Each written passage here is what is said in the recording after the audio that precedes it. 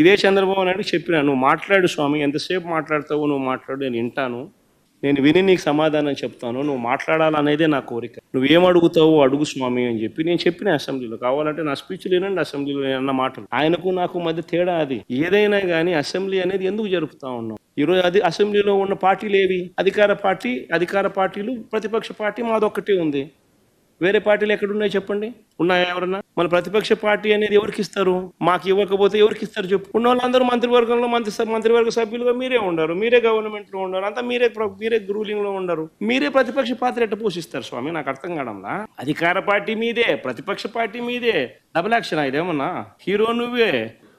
అదే నేను చెప్పే స్వామి, రెండు పాత్ర డబుల్ యాక్షన్. ఒక పక్క నువ్వే కొడతానంటే ఈ పక్క నేనే కొడతానంటే ఎట్లా కుదురుతావు స్వామి? అది ఉండేది ఈరోజు అసెంబ్లీలో రెండు పార్టీలు ఉన్నాయి. వాళ్ళంతా కలిపి అధికార కూటమి.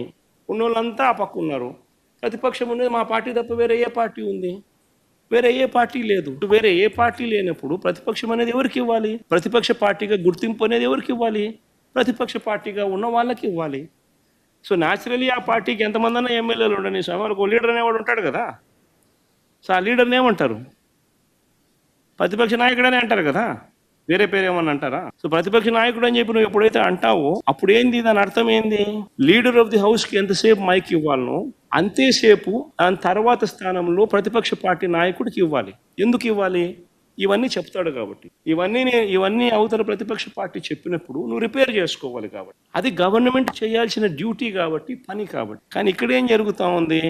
నేను చెప్పనివ్వను, నేను ఎవరి స్వరము విననివ్వను, నీకు 5 నిమిషాల కన్నా ఎక్కువ మైక్ ఇవ్వను అని నువ్వే డిక్టములు పాస్ చేస్తూ ఉంటే ఏ రకంగా అసెంబ్లీలో ప్రతిపక్షం అన్నది మాట్లాడగలుగుతుంది, స్వరం ఇవ్వగలుగుతుంది? ఇప్పుడు మీరే అన్నారు 1.5-2 గంటలు పట్టింది సార్ అని. మరి 1.5-2 గంటలు పడుతుంది. మరి ఇవన్నీ నేను మాట్లాడిన మాటల్లో ఏదైనా ఒకటన్నా వేస్ట్ మాట ఏమన్నా ఉందా? బడ్జెట్కి సంబంధించిన డాక్యుమెంట్స్, బడ్జెట్కి సంబంధించిన అంశాలే ప్రస్తావించినాను. మరి టైం పడుతుంది. మరి ఇంక పట్టుకోకున్నట్టుంటుంది చెప్పు. మరి వినాలా? అవతలోనికి మైక్ ఇస్తేనే కదా నువ్వు అవతలోడు చెప్పగలుగుతాడు. సార్ మీకు ప్రతిపక్ష హోదా అంశానికి సంబంధించి పవన్ కళ్యాణ్ గారు ఒక కామెంట్ చేశారు. వైఎస్ఆర్ కాంగ్రెస్ పార్టీకి వచ్చినటువంటి ఓట్ల శాతాన్ని, సీట్ల శాతాన్ని బట్టి చూస్తే జర్మనీలో అయితేనే వస్తుంది, ఇక్కడ రాదు, ఇక్కడ 5 ఏళ్ళు రావడం కష్టం అని ఒక విమర్శ చేశారు సార్. ఆ మనిషి కార్పొరేటర్కి ఎక్కువ, ఎమ్మెల్యేకి తక్కువ. జీవితకాలంలో ఇప్పుడు ఎమ్మెల్యే ఒకసారి అయినాడు. ఇందాక అన్నట్టు వర్క్ ఫ్రమ్ బెంగళూరు ఎమ్మెల్యే అయినా. జనరల్గా శాసనసభ్యులు అసెంబ్లీ అయిపోయిన తర్వాత వాళ్ళ నియోజకవర్గాలకు వెళ్ళి పనిచేసుకుంటారు, ప్రజలకి అందుబాటులో ఉంటారు. ఈయన మాత్రం శాసనసభకి రాడు, బెంగళూరుకి మాత్రం తరచుగా వెళ్ళిపోతూ ఉంటారు. ఏ విధంగా మీరు ప్రజా సమస్యలపైన మీరు నిలబడతారు చెప్పండి? ప్రజలు మీకు ఒక శాసనసభ్యుడిగా మిమ్మల్ని ఎన్నుకున్నారు కదా, దాన్ని మీరు గౌరవించాలి కదా, నిలబడాలి కదా. ఇవన్నీ విస్మరించి కేవలం ఇట్లా ప్రెస్ మీట్లు పెట్టి మీ క్రిమినల్ మైండ్, అంటే నేను అనేది ఈరోజు పవన్ కళ్యాణ్ గారిని ప్రత్యేకంగా టార్గెట్ చేయాల్సిన అవసరం దేనికోసం వచ్చిందంటే తన రాజకీయ ప్రస్థానంలో ఈ విధంగా ఆయన ముందుకెళ్తూ ఉంటాడు. ఒక క్రిమినల్ మైండ్. మేము కూడా అనొచ్చు కదా, నువ్వు కోడి కత్తికి ఎక్కువ, గొడ్డలికి తక్కువ అని. ఏ విధంగా బాబాయ్ హత్య జరిగిందో అందరికీ తెలుసు కదా. రమ్మని చెప్పండి. చట్టాన్ని ఉల్లంఘించి ప్రతిపక్ష హోదా ఇవ్వమంటారు ఆయనకి? ఇప్పుడు జగన్మోహన్ రెడ్డి గారికి చట్టాన్ని ఉల్లంఘిస్తాం బాగా అలవాటు, అందుకే అన్ని కేసులు ఉన్నాయి ఆయన పైన. ఇప్పుడు రూల్స్ ఏం చెప్తుంది?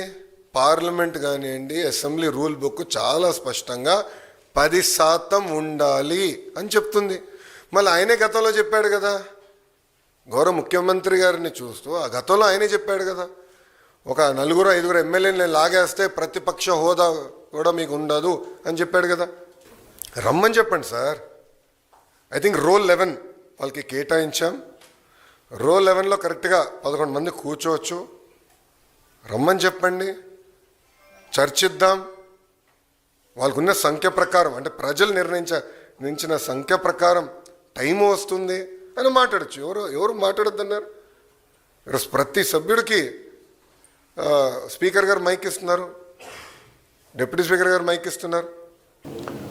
21 సీట్లు ఉన్న జనసేన, 11 సీట్లు ఉన్న వైసీపీకి ప్రతిపక్ష హోదా ఎలా వస్తుంది?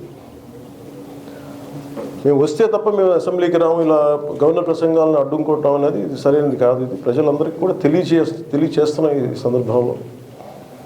అందుకని ఇది భవిష్యత్తులో కూడా మేము కోరుకునేది వైసీపీ నాయకుల్ని మీకు ప్రతిపక్ష హోదా ఇవ్వకపోయినా ప్రజలు మీకు 11 సీట్లు ఇచ్చారు, దాన్ని గౌరవించి మీరు అసెంబ్లీకి రండి. మీ స్థాయికి తగ్గట్టుగా మీకు మీకు ఎన్ని ప్రశ్నలు అడగాలో దాని తగ్గట్టుగా ఇస్తారు మీకు.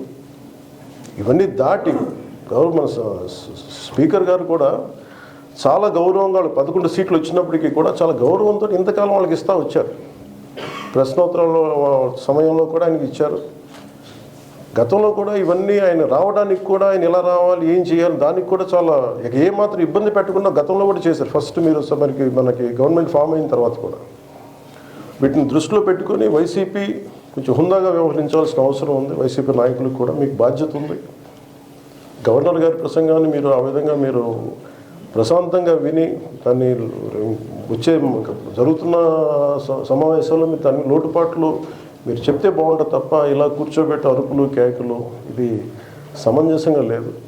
అంటే అర్ధాంతరంగా ప్రతిదానికి అసెంబ్లీలోకి రాగానే గొడవ పెట్టుకోవాలి, దేన్నైనా విభేదించాలనేది ఇది చాలా లో లెవెల్ ఆలోచన విధానం, లో లెవెల్ స్ట్రాటజీ. అది ప్లీజ్ మీరు అప్గ్రేడ్ అవ్వండి, మీరు అప్లిఫ్ట్ చేసుకొని మీరు కూర్చోబెట్టి డెమోక్రటిక్ ప్రాసెస్కి గౌరవం ఇవ్వండి.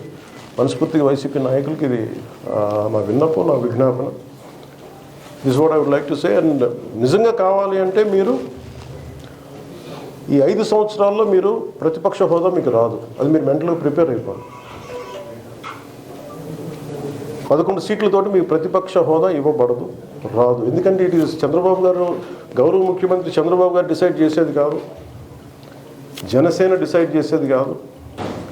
దానికి రూల్స్ ఉన్నాయి, దానికి రెగ్యులేషన్స్ ఉన్నాయి, నార్మ్స్ ఉన్నాయి. ఉదాహరణకి నేనే మన కేంద్ర ప్రభుత్వం ఫార్మేషన్కి మేము వెళ్ళినప్పుడు పార్లమెంటరీ లీడర్ని మనం కూర్చున్నప్పుడు ఎన్డీఏ పక్ష నాయకుడు ఎన్నుకోవాలనుకున్నప్పుడు నేను నాయకుల స్థాయిలో నేను కూర్చున్నాను. అదే నేను ఇక్కడ మంత్రిగా ప్రమాణ స్వీకారం చేసేటప్పటికి నన్ను ప్రధానమంత్రి గారి పక్కన నన్ను కూర్చోబెట్టలా. ధోని డిప్యూటీ సీఎం అయినప్పటికీ కూడా అది మంత్రి హోదానే కాబట్టి తిరిగి నన్ను మంత్రులందరూ పక్కనే కూర్చోబెట్టారు తప్ప ప్రత్యేకంగా అక్కడ కూర్చోబెట్టారు. They very specific rules and regulations నడుస్తాయి. ఉదాహరణకి పొద్దున కూడా స్పీకర్ గారు ఎదురొస్తే నేను అసెంబ్లీలోకి అడుగు పెడతా ఉంటే స్పీకర్ గారు ఎదురొచ్చారు. మనకి వచ్చి ఆయన కూడా ఆయనతో పాటు రండి వెళ్తుంటే ముందుకు తీసుకెళ్తుంటే నాకు అనిపించింది, సార్ ఇది డిప్యూటీ సీఎంకి ప్రోటోకాల్ ఉండదు. ఓన్లీ ముఖ్యమంత్రి గారు, స్పీకర్, మనకు కౌన్సిల్లో ఉండే చైర్మన్ ఆయనే మీరు చేయాల్సింది తప్ప ఇది మేము ఉండేది కాదని చెప్పి నేనే వెళ్ళిపోయాను. ఎందుకంటే మేమే ప్రోటోకాల్స్ బ్రేక్ ఎందుకు చేయమంటే మాకు లేని ప్రోటోకాల్ మేము అడగం. అలాగే వైసీపీ నాయకత్వం కూడా గుర్తించాల్సింది, ఇది మీకు హోదా ఇవ్వబడదు. ఇది చంద్రబాబు గారు ఆప్ చేస్తేనే కాదు, ఇది ఎవరు ఆప్ చేసింది కాదు, మీకు ప్రజలు మీకు ఇవ్వలేదు. మీకు